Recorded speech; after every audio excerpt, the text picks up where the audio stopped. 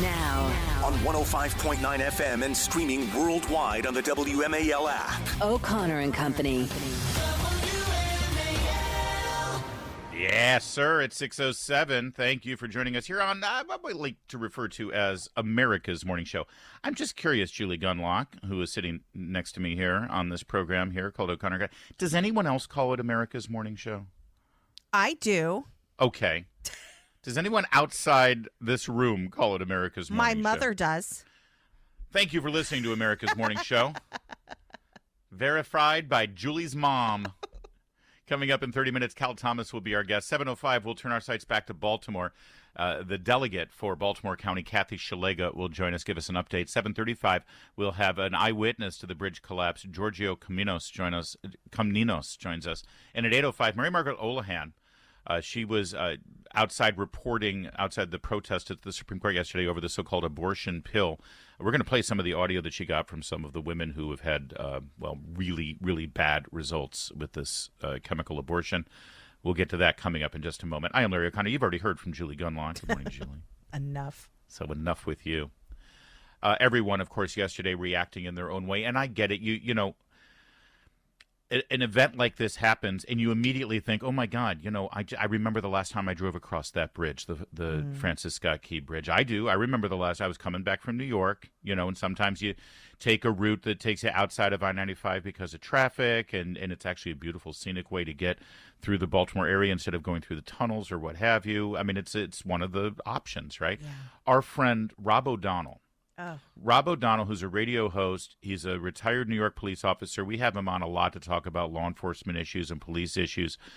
He was there at the 93 World Trade Center bombing. He was there at the World Trade Center at 9/11. He's actually, either he directly or his son, who is a Navy aviator now, has been connected to these major terror attacks over the last 30 years in this country, either on the scene or something. Anyway, Rob O'Donnell was driving back from Annapolis. He crossed the Francis Scott Key Bridge just hours before this happened. It's like, good God, Rob. He's always right near a huge disaster. It's like, That's why we're nervous standing next to him. Exactly. Whenever Rob comes to town, he says, hey, I'm in town. Can I come over? We can have dinner, maybe a cigar by the fire. It's like, you know what, Rob, we're busy. I don't. Can we just call each other? Didn't need this turmoil in my life. Well, so, I do get it. But Larry, I spent some time thinking. I was thinking about the bridge a lot yesterday, and then my kids came home from school and they hadn't seen the video, so we were watching it. I was watching it with them, and we were talking. It was interesting. I was talking to my kids, and we kind of had this conversation about. Imagine if you had. I watched that video, and you see that huge truck go over, and it's one of the last vehicles to go over. Yeah. And I think, can you imagine? I mean, seconds before the bridge was hit, and you think all those people that morning that went over, hundreds of people went over that, thousands of people went over that bridge, and you think all of them thinking to themselves, thank God there was a warning, first of all. That could have been me. Yeah. I was imagining the same thing. Imagine being the last car that made it across when they shut it down. Or imagine being, it's like, what it was like. The cops came in and they shut down traffic, and the first car was like, oh, come on, I've got to get to where I'm going. That would be me. That would be me. Right.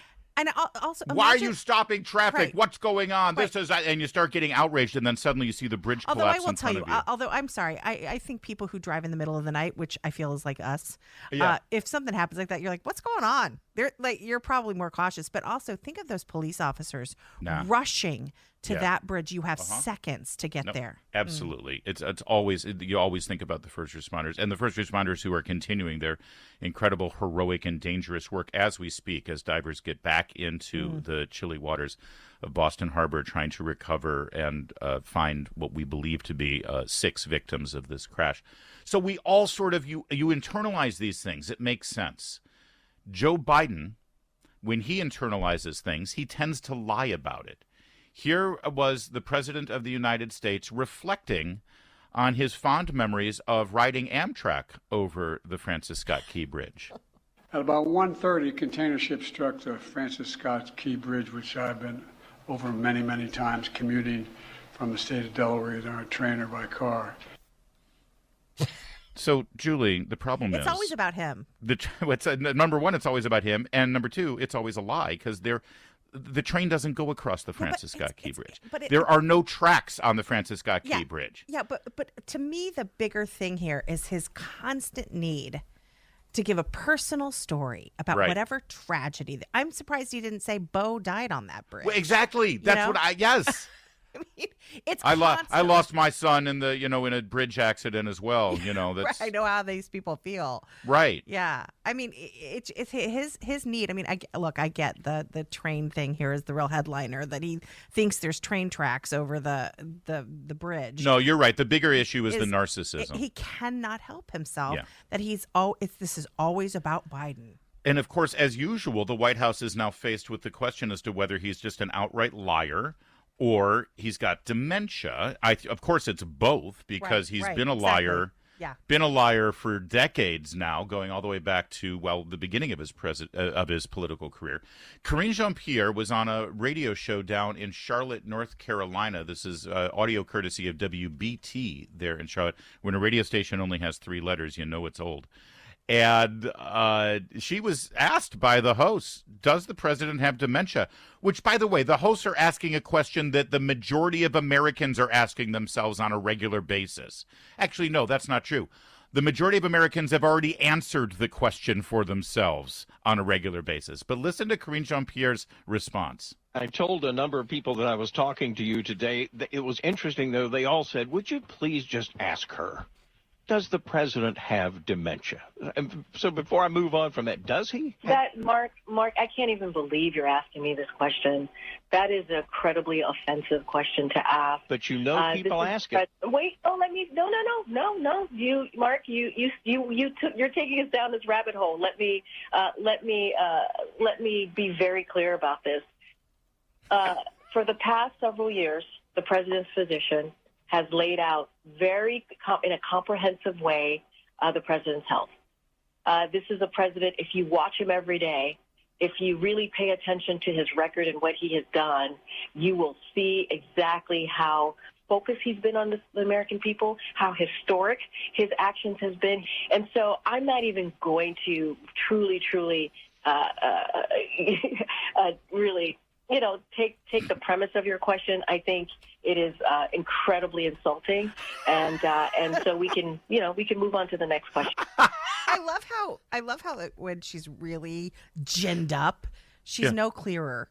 Some people, when they get angry, they get really clear. You know, she's still stumbling even when she's By angry. the way, he pressed the issue and she hung up on him. Oh yeah. But the whole, I'm not even going to dignify that with a response, is always a tell that she can't truthfully answer the question. It's like, and she never actually explains why it's offensive.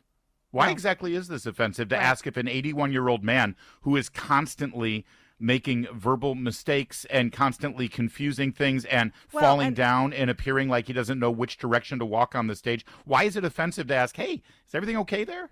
Yeah, and again, it also sort of as if he's not a king. He is a man who has to be reelected. We are allowed to assess his mental acuity. And to me, the Biden stuff, the mistakes he makes, the sort of stumbles he makes is disturbing, of course, but it's the sort of lack of enunciation. Everything is sort of, it's like blurring your speech. By the way, of course, this is no right-wing radio host who's like, this isn't a gotcha thing. Mark Garrison is actually the news director at that radio station. You know that Karine Jean-Pierre wouldn't have gone on if it wasn't already sort of a friendly environment. But this is, again, looping back to NBC. Yeah. This is why it is so important that it be so tightly controlled, because any veering away from the narrative is out. It's met with such outrage. You can and when your answer is, how dare you, sir? How dare you? I won't even dignify that with a response. You've given us the answer. That's right. We get it. Mark Levin, weeknights from 6 till 9. On News Talk 105.9 WMAL. Making sense of the news. The abortion debate continues here in this country. Of course, post Roe v. Wade, that discussion occurs on a state-by-state basis. But there's still federal issues that the Supreme Court is examining. Right now, facing SCOTUS is the idea of the abortion pill, they call it. And this is about putting protocols on in terms of access to the abortion pill. You know, I believe that the abortion discussion in this country since 1972 evolved as more information was delivered to the American people. You know, a lot of people didn't even know what occurred in the abortion procedure, the surgical procedure. When they found out what happened, a lot of people were repulsed by it. Certainly the late-term abortions, the partial birth abortion procedure, as soon as people knew what occurred during that procedure, well, the tide turned in terms of the American public, right? Yeah. Also, science, ultrasounds, the understanding of the unique nature of the embryonic human being, Yes. the fact that they have their own distinct DNA, their own distinct fingerprint. You could no longer say that this just boils down to what a woman can do with her body, right? Yeah.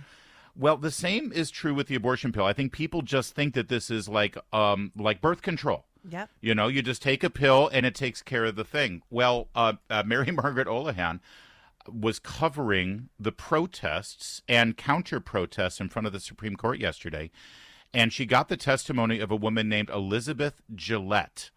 She is against the abortion pill, and this is what she said. The abortion drug was not safe, and it wasn't easy like they told me it was going to be. They said it was going to be like a double period, and that just wasn't true. I'm here because in 2010, I was prescribed the abortion drugs, and I was not prepared for how severe and devastating those drugs were going to be. And I found myself on the bathroom floor, covered in a pool of blood, wondering if I was going to survive the procedure completely alone, until I reached down and lifted out of my body the perfectly formed transparent sac with a recognizable baby inside. And it was so incredibly traumatic. I suffered horrific side effects, not only physical in the moment of the procedure, but to this day I still suffer from post-traumatic stress disorder, and it's something that has followed me since that day. Now, I know that is disturbing. I get it, and I do apologize for that, but at the same time, this is part of the conversation that is never happening about this. You know, there's something so sanitary about saying abortion pill. You don't even have to go into an office. You just get it from CVS, you go home, you take the pill, and everything's fine. And that's part of the problem. And then you go out and have brunch. Right. And then live your wonderful Chelsea Handler life, Yes. you know, skiing down the slopes. Yes. And of course, never once even venturing into the psychological ramifications of ending this life that you are mothering and developing with God's help. And so, but part of the issue here, by the way, and what the Supreme Court is evaluating, is these doctors who are challenging the FDA's approval, because the doctors are saying there's a lot involved in this, and these patients need to be monitored, and they shouldn't be left alone, and traumatic things are going to happen here. And the Supreme Court is evaluating whether a group of activist doctors, these are pro-life doctors, have the right to challenge the FDA's approval process here. It really is sort of a mechanical procedural discussion that the Supreme Court is having, but we, the people outside of the courts, we need to be having a discussion about the ethics, the morality, and the value of what's happening here. We see this throughout the abortion industry when there are attempts to have more checks, more sort of, health department checks on abortion clinics. That is seen as stepping on abortion rights. When you want, more regulations for the safety of women, for instance, for monitoring after an abortion, that is seen as a knock on abortion rights. These are, in many cases, and this is what leads to sort of the Gosnell situation, where That's right. nobody goes in to inspect these Nobody abortion wants to clinics. know. Nobody wants to know, and everybody just sort of waves it away, because any attempt to prevent that what happened in Gosnell from happening is seen as a knock on abortion rights. Yeah. It is an industry. It is an industry that exists in the Wild West. Literally, there's almost no oversight over the abortion industry, and that's what happened. And because of that, that's what happens to women. Women have these conditions, and no one hears about it. And the women don't want to talk about it That's because right. of the shame involved Right. in what they've done. It appears, based on court observers, that the majority of the discussions had to do with whether the doctors who were petitioning here even had standing and even could make a valid argument against the FDA approval process. If that's where this decision comes down, it looks like the plaintiffs will lose, including with the support of some conservative justices who maybe find the idea of the abortion pills abhorrent. but they are trying to steadfastly hold to the appropriate jurisprudence in this, and whether the appropriate people are petitioning here with correct standing against the FDA. It seems wrong that such a thing would come down to a procedural issue, but this is the constitutional republic we live in. It's 6:24. Now, On 105.9 FM and streaming worldwide on the WMAL app. O'Connor and Company. It's now 6:37. You're listening to O'Connor and Company. Thanks for tuning in here. Coming up at 7:05, we're going to turn our sights back to Baltimore, get an update on that bridge collapse and how it's affecting the community with Maryland Delegate Kathy Shalega, who represents Baltimore County. 7:35, Giorgio Komninos, who was an eyewitness to that collapse last night, has been making the rounds. And at 8:05, I want to remind you, we just mentioned Mary Margaret Olohan's reporting outside the Supreme Court yesterday on the so-called abortion pill. She has some really compelling testimonies that she got for Daily Signal. She'll join us at 8:05. I'm Larry O'Connor alongside Julie Gunlock. Morning, Good Julie. morning. And joining us now is Cal Thomas, of course, a political pundit extraordinaire, syndicated columnist. And boy, where do we begin? There's so much going on. But, we've been reflecting on the events over at NBC News. Boy, they've got to be proud as a peacock now about their brand, where the chairman has said now that they need their newsroom to be cohesive and aligned. So Al Sharpton's political opinions and perspectives are welcomed there with open arms. But Ronna McDaniel, quite possibly the most milquetoast Republican analyst you could possibly hire, she is persona non grata, Cal. Larry, what do you need me for after that excellent analysis? I mean, what can I I'm sorry. I should always leave more open-ended questions for you. I apologize. Well, I just think it once again reveals the incredible, one-sided, spoon-fed propaganda that's coming out of so much of the media. It is the only institution, Larry, of which I am aware that doesn't care what its readers or viewers think. It's eat your vegetables or go to your room. We don't care what you think. We're not really practicing diversity. We're only talking about it. I mean, I have hanging on my wall from my days as a copy boy at NBC News, real journalists, beginning with David Brinkley, Frank McGee, Peter Hackus, Sander Van Oker, Nancy Dickerson, Ray Scherer. These were real journalists who came out of newspapers and wire services to do broadcast work. They covered stories around the world and around Washington, and they had no other job. Now we have so many of these people who are activists. You got Jen Psaki over there, who's not only a commentator but has her own show. And I think Ronna McDaniel has got a tremendous legal case for suing NBC. Yeah.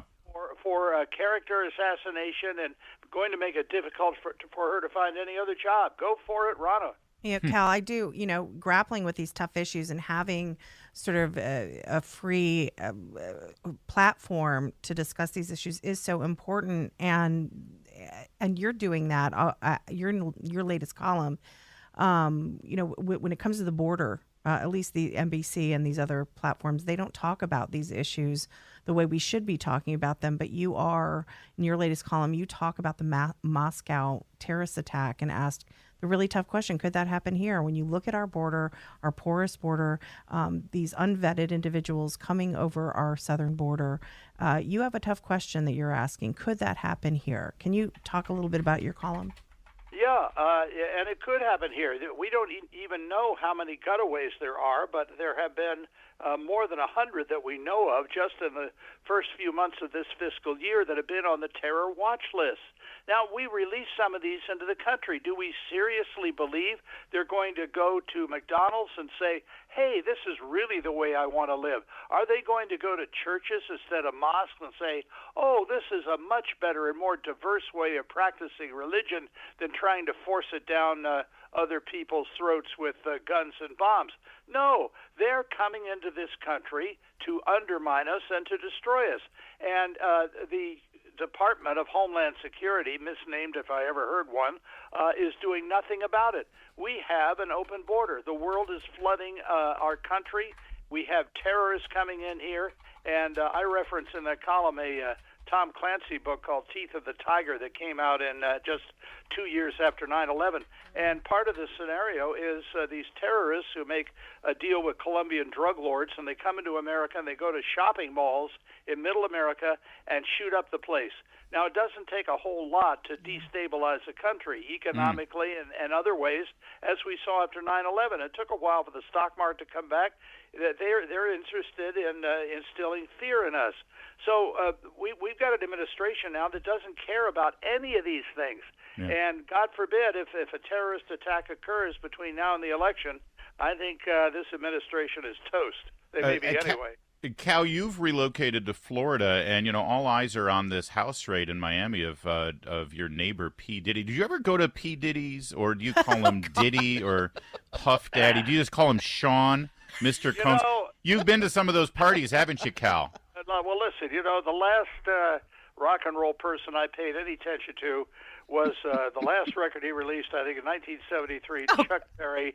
I did go to Wolf Trap one night, and I saw on the same program Little Richard, Chuck Berry, and Jerry Lee Lewis, the holy trinity of rock and roll. It was a great show, but I don't know anything about these other people. I will say, though, that I think it's kind of overkill to show up at somebody's house with all of this military gear, these trucks, these guns. Well, I mean, there's allegations of child sex trafficking going on. I mean, you might want to have some show of force. Yeah, well, there's a lot of this going on. You got Harvey Weinstein, you got R. Kelly, Bill Cosby, and now Sean Combs. Hunter Biden, yeah. Yeah, this is the problem. When you have power, when you have money, you think you can get away with anything. I remember something Dick Morris told me about Bill Clinton. He asked him, why did you do this with Monica Lewinsky? And he said, because I could. That kind of answers everything, doesn't it? Yeah, it brings us back to that vaunted ethical journalist George Stephanopoulos, who was in charge of all of the bimbo eruptions. All right, Cal, we're going to leave it there. You had me when I asked you about P. Diddy, and you called him a rock and roll person. That was... Yeah, I know. Well, I got a tour once of the Hip Hop Museum at Harvard. I didn't understand a thing about it. Probably it's an IQ situation. Thanks, Cal. All right.